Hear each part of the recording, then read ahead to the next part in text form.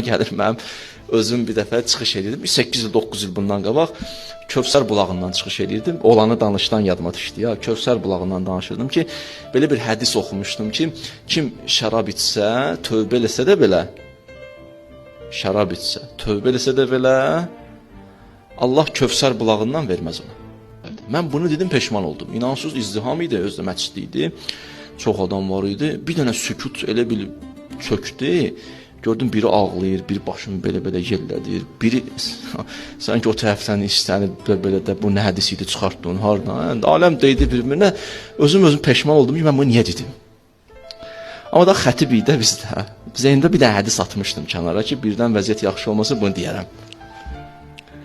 Qayıtdım, narahat olmayın çox.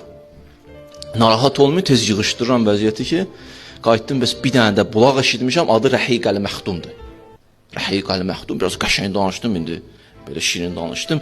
İnşallah sizə o bulaqdan verəcəklər. Gördüm, belə baxırlar oradan ki, yəni, bu o deyil də, yəni bizə də yox.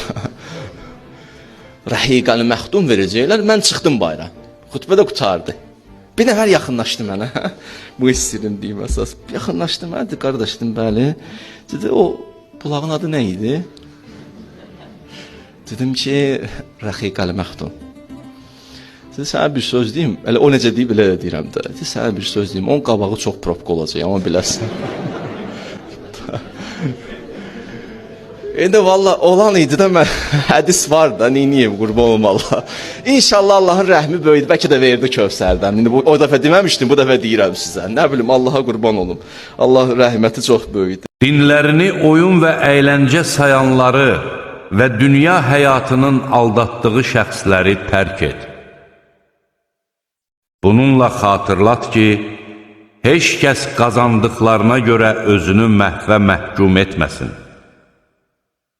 Allahdan başqa onun nə bir hamisi, nə də bir havadarı olacaqdır.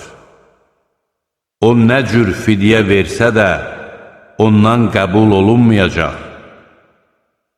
Onlar qazandıqları günahlara görə məhvə məhkum olanlardır. Kafir olduqlarına görə onlar üçün qaynar içki və ağrılı-acılı bir əzab hazırlanmışdır. De ki, biz Allahı qoyub, bizə nə bir xeyir, nə də bir zərər verə bilməyən şeylərə mi ibadət edəcəyik?